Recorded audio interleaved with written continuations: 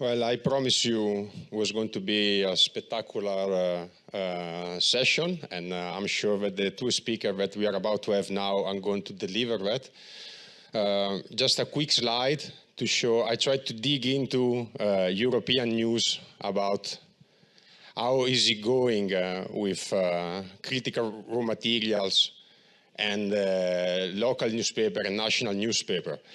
Because for me, one thing that really triggered me was when I drove my electric car to Italy last Christmas. I really proudly want to show to my mother. My mother looked at me, she's 69, and she told me, how much lithium there is in that car? I was thinking, damn, my mom was an elementary school teacher in her life, and instead of saying, well, nice car, she told me how much lithium is in there. And this and other topic we are going to talk today with our external speaker and panelist. The first one that I'm extremely happy that is here is Ellie Gomes-Callus from BloombergNEF. So please, Ellie, join me on stage. Ellie is a metal and mining analyst at BloombergNEF. Her research covers battery metal markets, global critical mineral policies, and pathway to decarbonation for the mining sector. And her presentation is called The Race to Secure Critical Minerals. Yeah. Thank you. Just a disclaimer today, I'm a chemist, so thank you, Francesco, for inviting me to gatecrash this geology event. Oh, these aren't my slides.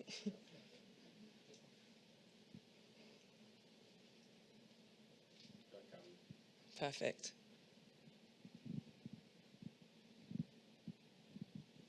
Great.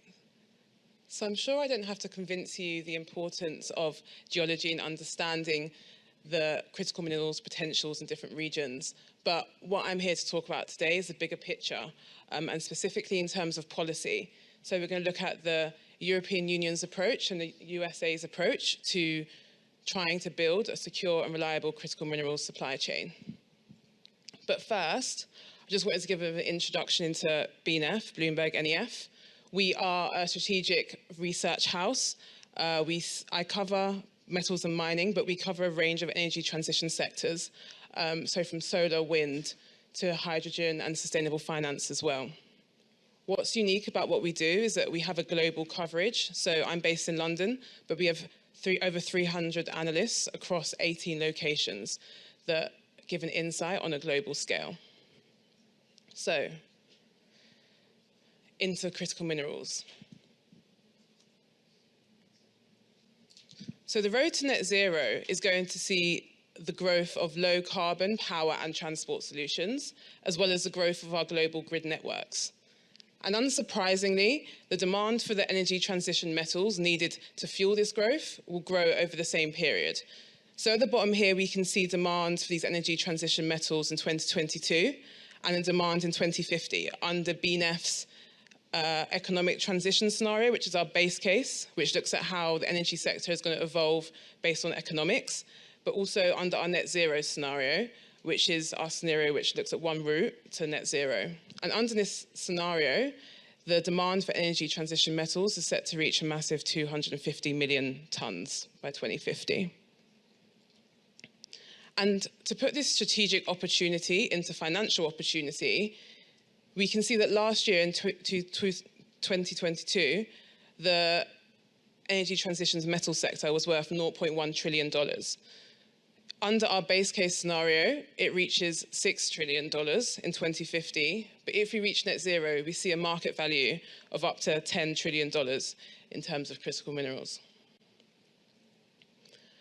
So there's this strategic and financial opportunity. But what is the biggest problem faced by the sector today? So I'm going to demonstrate this problem using these three maps. And it shows how critical mineral supply chains get more concentrated as we go from reserves to refineries using battery metals, so lithium, cobalt, nickel, as an example.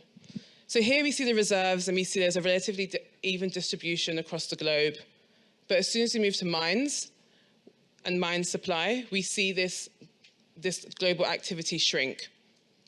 And then going to refined supply, we see this concentration reach even higher, and of course, particularly towards Asia, and in particular, China. So China's strong presence across all stages of the critical minerals supply chain has meant that they're a supply chain leader in the space.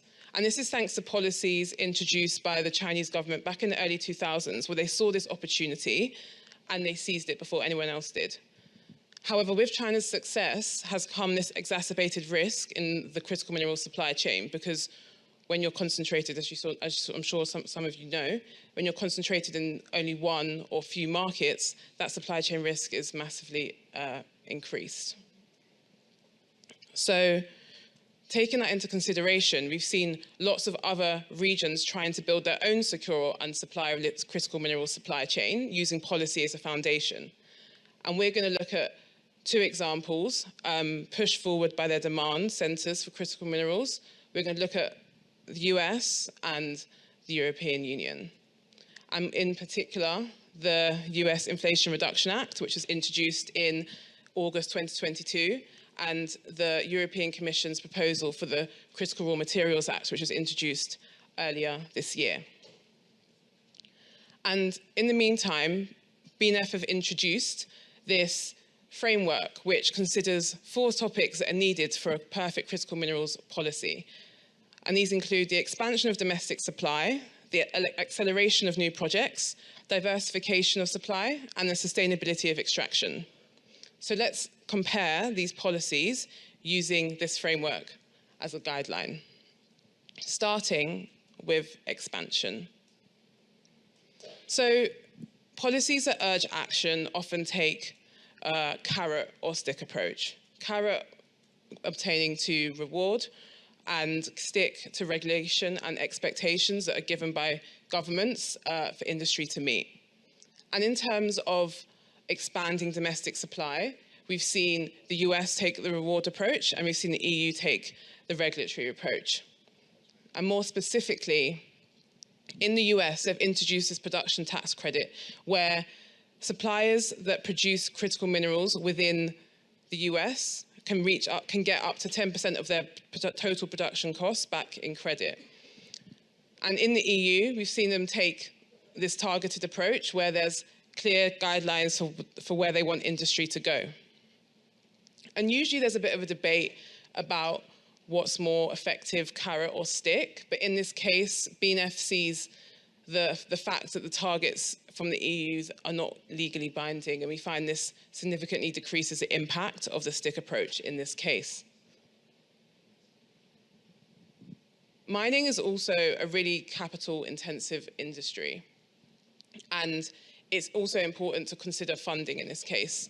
With the IRA and the tax credits, they've introduced these uncapped amounts of money, and it also aligns really nicely with the bipartisan infrastructure law.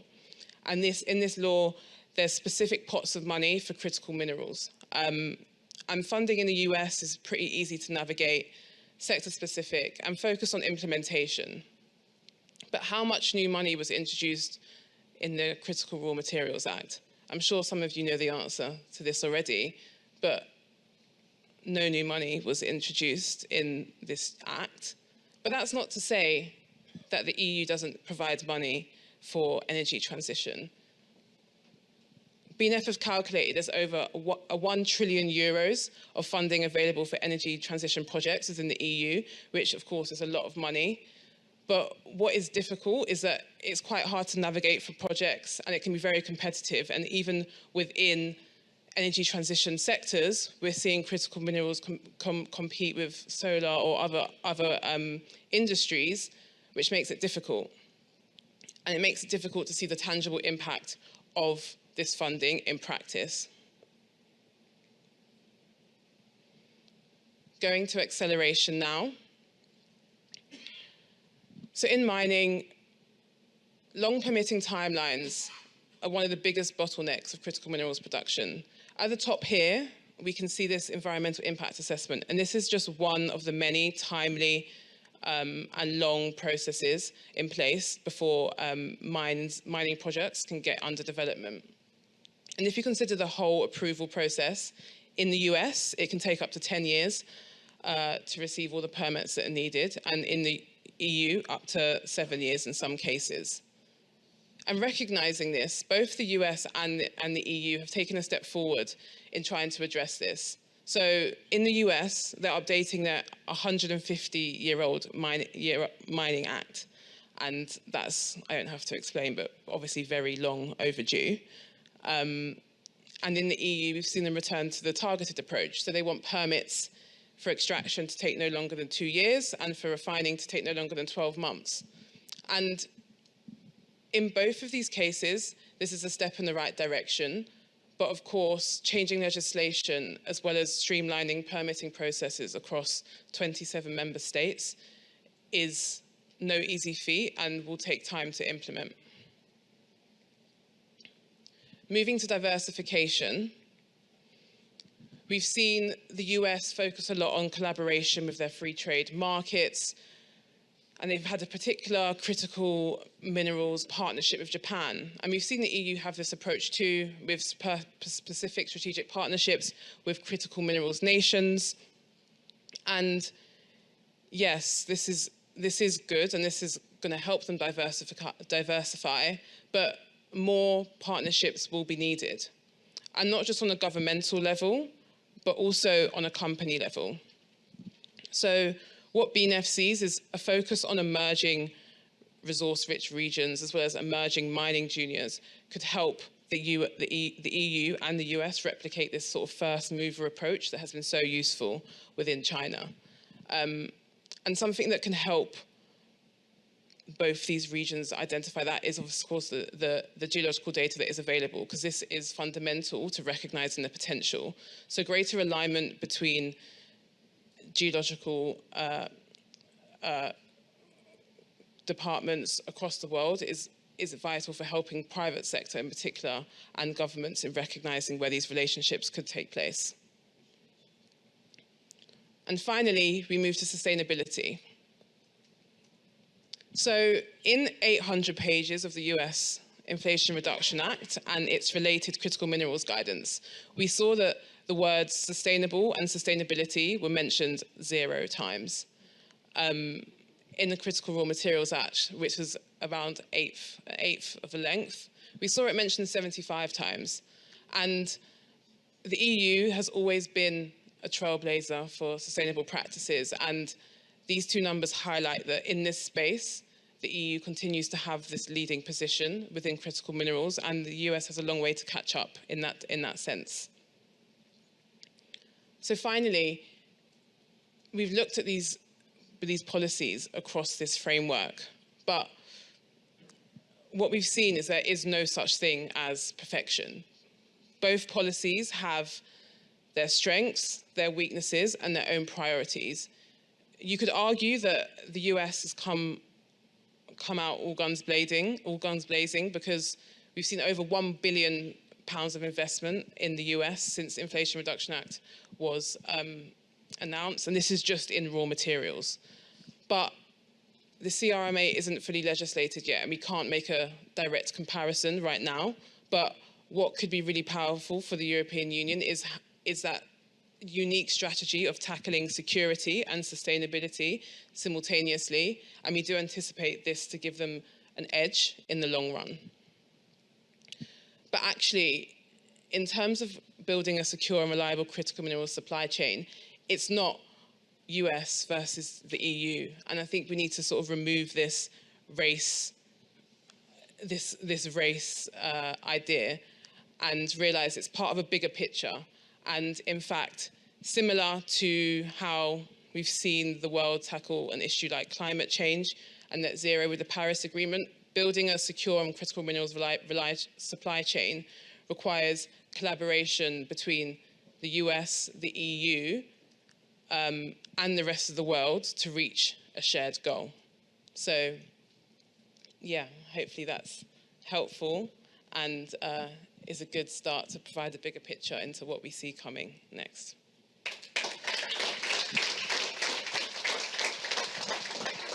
Thank you, Ellie. Really wonderful. I'm sure that your slides stimulates a lot of questions later on in the panel discussion.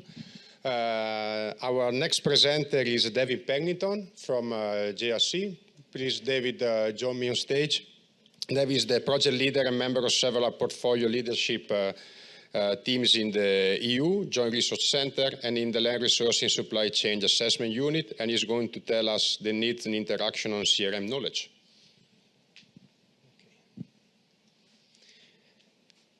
Thank you. Thank you for this invitation. I think this will complement quite well Ellie's presentation, which was very to the point and very good. Thank you. So I'm David Pennington from the European Commission, and I work on the Joint Research Centre side. So in the panel, you'll have Robert Thomas, also from DG GROW. And we're much more focused on the information, the knowledge side of things, policy support. JRC is an in-house Directorate General, providing in-house information to the Commission services, interacting with them, but also sort of bridging with the community, with various organizations, Eurogeo surveys being one of those, and very important. Which one? This one. Okay. I won't go into, I mean, I won't duplicate at all what Ellie has just said, because that's all the background knowledge, the insights into the demand that's massively increasing to meet the twin transition, the problems to meet that from a supply perspective, and what the proposed act, which is now going through the trialogue, is aiming to achieve. So what comes out of the end of the process for the CRM Act probably will look very different to what's gone in, but let's see. So what I will try to do, though, is identify a little bit the kind of information that we need and where this is being used. And so there are some cross-linkages. The first part of the RMIS, so the Raw Materials Information System, maybe I'll take just 2 seconds to talk about that. In 2015, the Circular Economy Action Plan identified the need for a raw materials information system and set this up. So this was primarily DG GROW working closely with JRC to set up this raw materials information system. And when the Act came out, we launched a very different looking RMIS, which is RMIS 3.0, on the same day that the Commission proposed the Act. So that was part of the package, let's say, of the Commission. And this provides information on various aspects of raw materials, as you can imagine from the previous presentation. So one of the first things that the Commission needs is really risk analyses, stress tests, looking at resilience and so forth, the supply chains, looking at strategic autonomy, things like this. And in the Act, a lot of emphasis put on things like diversification. And we see some examples of this. Obviously, the Commission, led by DG GROW, has its own critical raw materials methodology that's assessed every 3 years at the moment. I think that will stay the case under the Act. What's new there as well is also strategic raw materials, which is slightly different. So those are materials linked to certain specific technologies and sectors that are considered highly strategic. And those are the focus of the targets. So this methodology was set up, there's assessment, and then there's supporting fact sheets that go with that. There's also a foresight study that's been duplicated twice now. So it was also published at the same time as the Act and the new list in 2023. But there's also a lot of other analyses ongoing, sort of also looking forward. One of the big things was with Ukraine. This was not expected, of course, the invasion of Ukraine, but what we had to do overnight, or as quickly as possible, was provide a kind of an understanding how this would affect metals and mineral supply to the EU. And also to look at what are the diversification options from supply from Russia, because for many critical raw materials, including things like titanium and so forth, titanium sponges, we're very reliant on Russia. So in a very short matter of time, we had to do analyses on different metals and minerals. So first, what's affected, but also looking at the future supply. What's the capacities of known activities of mining, of production, and so forth. around the globe and where these might come from as alternative sources, and also to look at things like resources and reserves in the longer term. So these analyses were there, they were put online in the RMIS, so we were quite transparent with that. Similarly, on the Act, there was a lot of interest, resources reserves again, but also future supply. Where can these materials come from? How can they be produced in Europe? Sometimes from tailings and so forth. Also secondary raw materials. It was highlighted sustainability is important. In fact, it's so important there's a whole chapter in the Critical Raw Materials Act on sustainability, focused on circularity and also on environmental footprint. And then similarly, we had this situation in August this year where China decided that it would move ahead with potential export restrictions. So we immediately had to provide information, very short notice again, on gallium and germanium, what industries might be affected, again, where are potential alternative sources for the EU industry, and so forth. And more recently, looking at trade as well, to what extent current those restrictions have affected the trade and so forth. The same with Ukraine, of course. And then now we're starting to look at advanced materials. So they're not direct substitutes, but they do have implications on what kind of materials you require for wind energy, for batteries, things like this. Because if you move from one technology to another, you obviously change the chemistries and the types of materials that are needed for those different uses, like electronic vehicles and so forth. Another area where we need a lot of information is on secondary raw materials, and I think this is a bit, I'm not sure you call it a disaster, but it's really an area where we have very little information and data to even say what are recycling rates, post-consumer recycling rates within the EU. So that's really a huge problem, I would say. But we've got quite a lot of modeling and analysis that really goes down into, again, chemistries. What are the current chemistries of technologies and so forth? What are the future ones? And for things like batteries and vehicles. We have to have information for monitoring, of course. We had the raw material scoreboard in the past. It's not been updated, but that had a lot of different entries that came from the EuroGeo surveys. And as I mentioned, we've got to have increasingly information for environmental footprint and due diligence. This is not the current sort of generic information like a ton of copper has a certain CO2 footprint. This is really sort of saying, okay, if we buy from this particular source, this material, what is the environmental footprint compared to another one? Or you use it in a competitiveness context. How can we promote extraction and processing that is more environmentally preferable and restrict market products on the EU market, irrespective of where they come from, based on their environmental footprint? Similar for the due diligence from the social side. So this all requires information, data, in this case more on value chains, but really detailed. You know, what are the energy consumption per ton of a material from a specific mining operation? And then, as was mentioned before, obviously there's international development partnerships. So there's the EU partnerships recently launched, raw materials partnerships. There's several launched and several in the pipeline, etc. I think I have this slide thing. Yeah, that's good.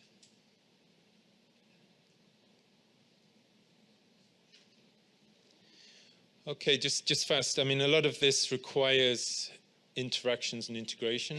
So between the RMIS team and EuroGeo surveys team, we've obviously got to strengthen that and meet more often and sort of see what information we need. And that really supports then this rapid EU level access to knowledge. So without having it already in-house, processed, compiled, we can't do that. And the RMIS obviously supports dissemination, so people can go there at an EU level, find information, and then go back to the source if they want more detail. Okay, this is just examples. They're very fast. So this is the raw materials profile. So it would just, in the RMAS, you could click on a certain material. It will bring you up a dashboard of information. And then below, you can just see the bottom of it. You have different modules. So at the moment, the production module is online. So you can see who's producing what in the EU and worldwide, and so forth. But we hope to have fairly soon the module on secondary raw materials and working on trade. Similarly for countries, you can select a country, and we're updating these. Probably the most advanced ones are for Africa, not for Europe.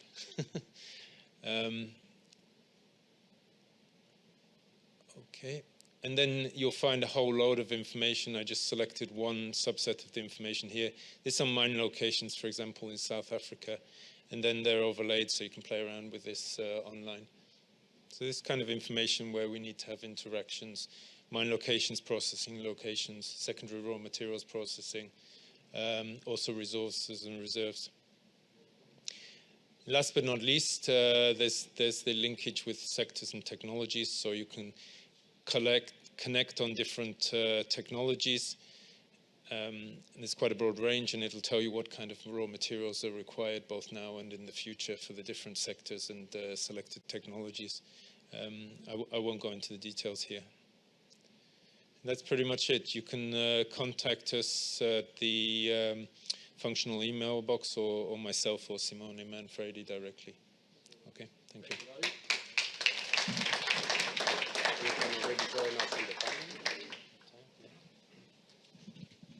Well, thanks a lot, David. I think if you have a moment to still stay with us, Ellie, you can join David on the panel together with Robert Thomas from DG Grow, our very own Guillaume Bertrand for BHGM, with Koen Verbruggen from GSI.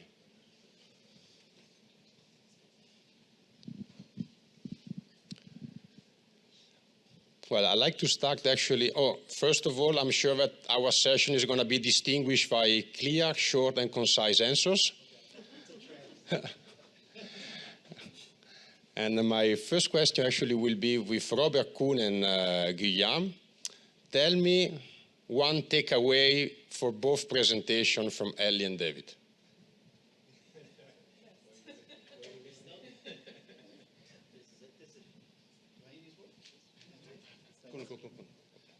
Here you go. Swap.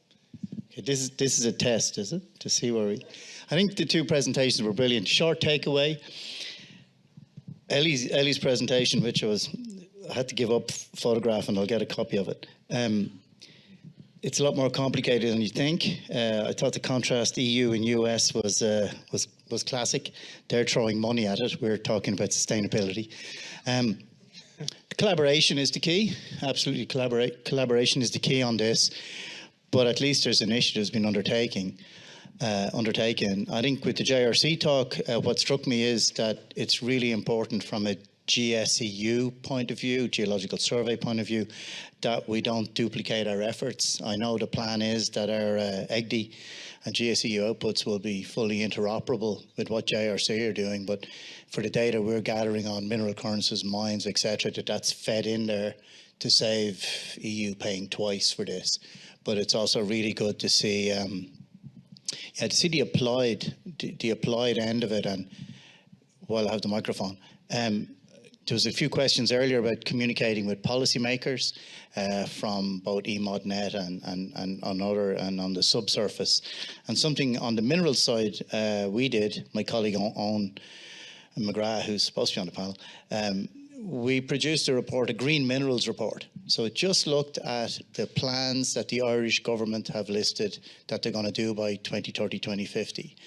And the estimates of like 7 gigawatts of offshore wind, drilled into how much raw materials are required in the turbine, et cetera, and then added up the minerals involved, the tonnages of the minerals involved, and where they're sourced.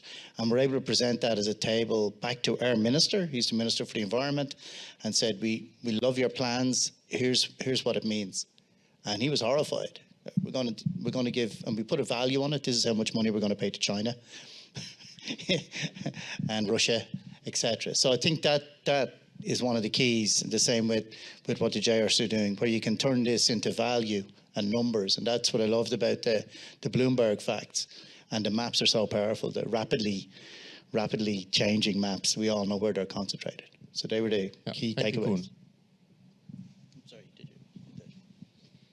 Okay, so Robert Thomas, thank you, Francesco, for inviting me. And of course, it's difficult to say anything, because we are colleagues from with David. So there, I would say one thing, that I would see that presentation as an invitation for Eurogeo surveys to the member states community, really to work with us, to provide data, not to duplicate, but to fill the gaps, etc. I think this is the message that I'm sure David wanted to say as well. Regarding the Bloomberg, that was an excellent presentation. Yes, we are 27 countries. That makes the first complexity. The second, I noticed some little mistakes there. Huh? We have already signed since 2020 when we launched the, let's say, to strengthen the raw materials diplomacy. We signed not only 2 strategic partnerships, but we signed 6 already. Okay, so it's not only Canada and Ukraine, but it's also Kazakhstan, Namibia, okay, and recently Chile and Argentina. Okay, and this is a massive effort, and we are bringing it's not only a paper with, administrative, it's also business-driven, activity. We're bringing a European industry with us. We are facilitating business matchmaking between, we are identifying business cases, and we are trying, to bring the partners. And we are bringing also investors, we are bringing the investing organizations with us. And, we do our as much as we can really to materialize this political effort, okay? So. Thank you, Robert. Guillaume? Thank you. Well, David, thank you very much for the presentation, and I'm quite impressed because what I take away from the presentation is that RMIS is able to make available complex information to people that are not expert and that can use it. I think it's very important, and I think we can take example on that. For your presentation, Ellie, I have to confess that I went through the 100 and something pages of the CRM Act, but I did not go through the 800 pages of the US counterpart. So thank you very much for this comparison between the 2 crucial text of these acts, and it's very interesting. I think what I take away from your presentation that is very interesting is how different political approaches can address the same problem, and that's very interesting. Thank you very much for that. Thank you for the answer. I do have a trillions of questions for the panel, but I would love to hear what the audience has to ask to our panelists. Robert? I have a critical question. I'm working now since 35 years in airborne geophysics, and the first time in my life now a new mine will be opening in Austria soon. It's about lithium, and there was a big rumor now in the local population that the mine will open, but then the material is shipped to Saudi Arabia and processed in Saudi Arabia. And there are more and more companies from Australia and US that are doing research in Austria to find minerals. So what can we really do to keep the minerals in the EU? Because it's really frustrating if we try to process and find minerals and then they go away, and it will not be very favorable for our dependency on other countries.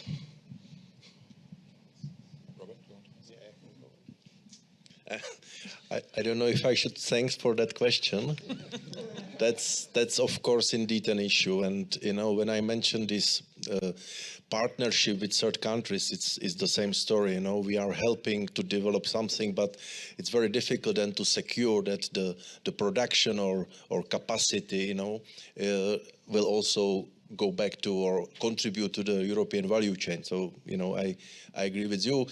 However, we with the act we are trying, we focus on, for instance, the sustainability. So we are pushing this let's say environmental social good practices, that, you know, we will put some also some identification of information on the origin of material that is coming. So now we try to be, let's say, green. You know, green is the European label, you know, that we are pushing there. We also promote that concept of strategic projects, you know, and then for those strategic projects, you know, we would look very carefully in the offtake agreements, potential offtake agreements, you know, before we actually certify or agree on putting the label that this is a strategic project for European Union, you know, and that the value of this certification, you know, this is what we can do, but I agree it's an issue, of course. And it's a business environment, you know, don't forget, it's a business environment where we don't want to intervene too much. I mean, it's a business. If it's clean, if it's green, if it's a socially good government sound, oh, you know, what can we do? I mean, at the end, it's fine. Just to add to Robert's, I would also look at, in this case for lithium, at the batteries regulation that's just come into force.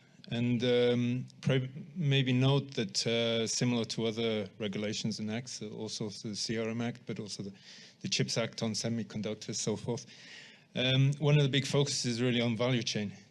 So not just looking at a specific part of that value chain, but the whole value chain. And how do we secure the value chain in Europe?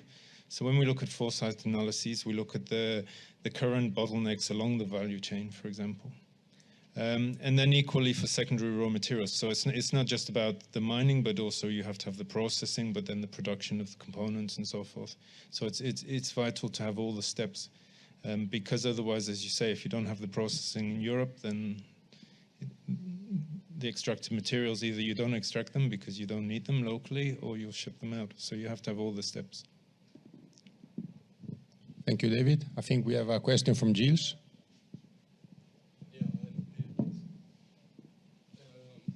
So okay, it will concern the ocean. So I will try to be short. So, in Europe, we have, to the Commission, we have the largest EEZ in the world altogether. It's about 20 million kilometers square, and we know there is raw materials and the necessary materials in the deep sea. But unfortunately, or fortunately, I don't know, among the 27 countries, there is not the same positions. So I wonder to know how Europe, with this Raw Material Act, is considering the impossibility to have a position to use these deep sea minerals.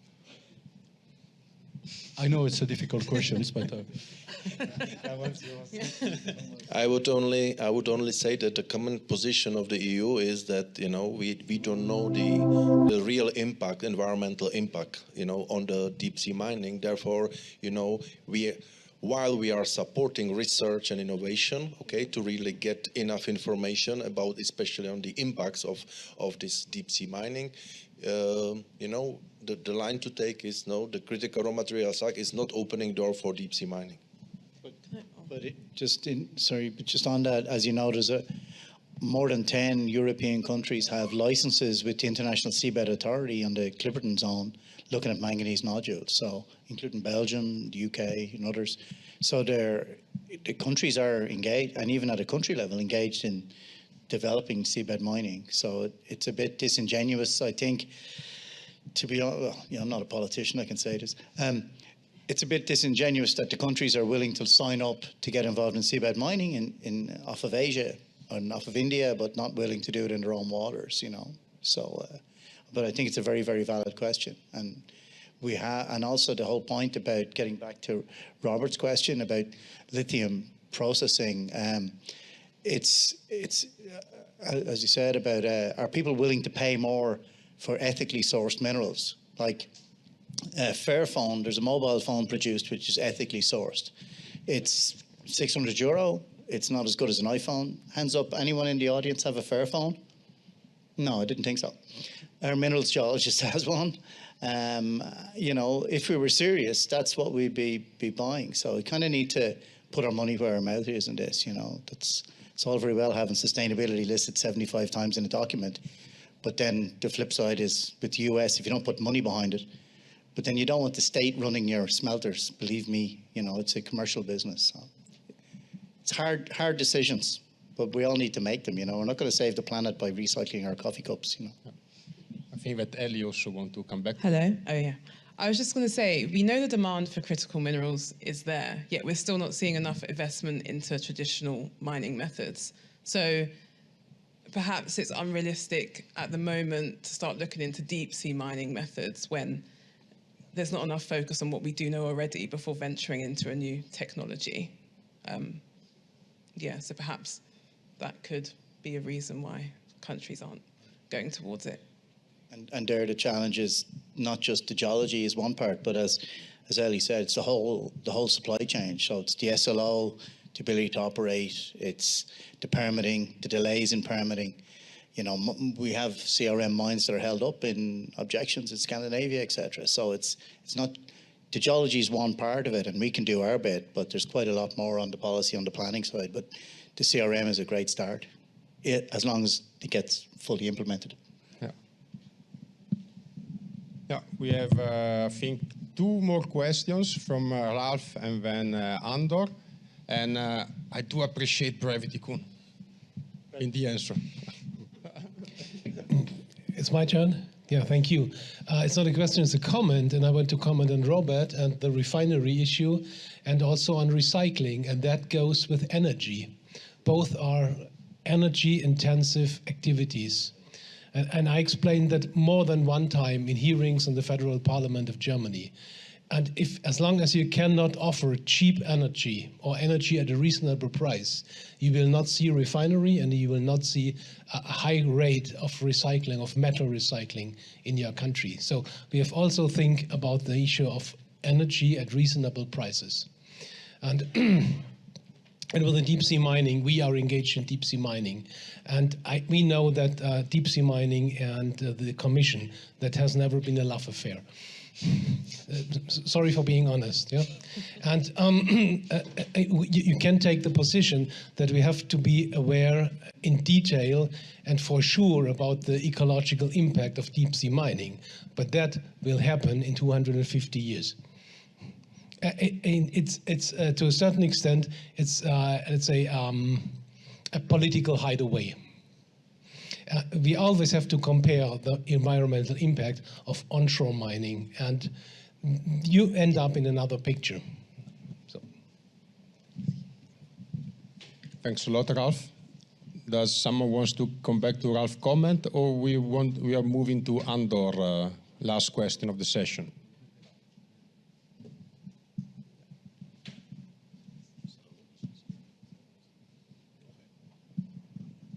Thank you.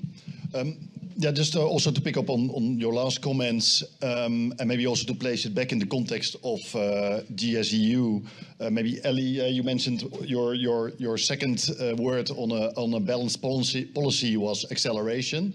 And maybe just an open question. I appreciate that the host is asking for short answers, but do you feel that we are here in the EU sufficiently equipped now, and that we have, let's say, the tools and means in place to accelerate this? Or do you feel that something is missing? And I'm not only talking about, let's say, the acceleration of the permitting timeline from discovery to production, but maybe also the access to information or whatever. So are we equipped to accelerate this? Because we are a little bit behind compared to other parts of the world. We are not the fastest mover, so maybe we have to double accelerate to get there. Thanks for ending on a nice, hard question. In terms of the geological side of things, I'm not an expert in that, so I don't think I can comment to know if we're well equipped for that. But in terms of having everything there, I think everything is there. We see the processes are being done, we're just seeing that it's not being done fast enough. And that's promising in a way that if we just become, or if the EU become more efficient in what they do and try and cut down those barriers and those hurdles, then a lot can happen. We've seen in Canada, just streamlining processes cut down timelines of 40%. And that's massive, considering all they're doing is just communicating more collaborating and trying to break down these barriers. So I think making that a priority in the EU would definitely help them.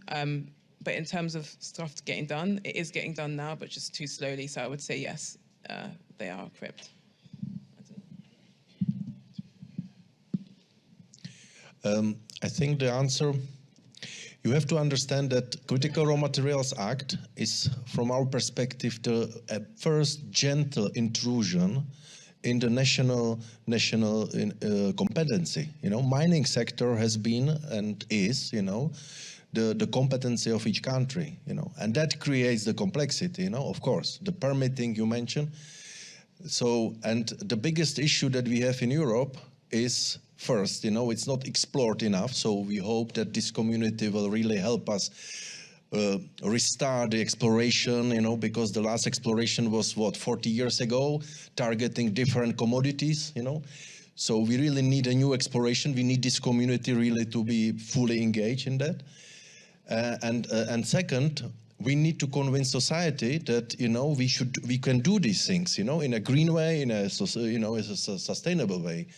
So I don't know whether 2 years of you know, of the limit from the initiation of the permitting, you know, to the acceptation and issuing all the licenses is not challenging. I think it's a big challenge that actually now we are really fighting with our co-legislator in the parliament and the council that, you know, they want to water down this ambition, you know. So I know you didn't want to hear the permitting, but I think in Europe it is a big issue, and the license to operate is another one.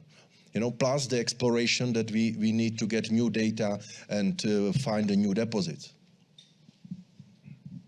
Yeah, if I can just make a comment, I fully agree with the need for exploration, and I think it's no hazard that the CRM Act was voted on September 14th, and 10 days after, the French President Emmanuel Macron announced a new program of exploration of mineral resources in France. So yes, I fully agree on that. That's important.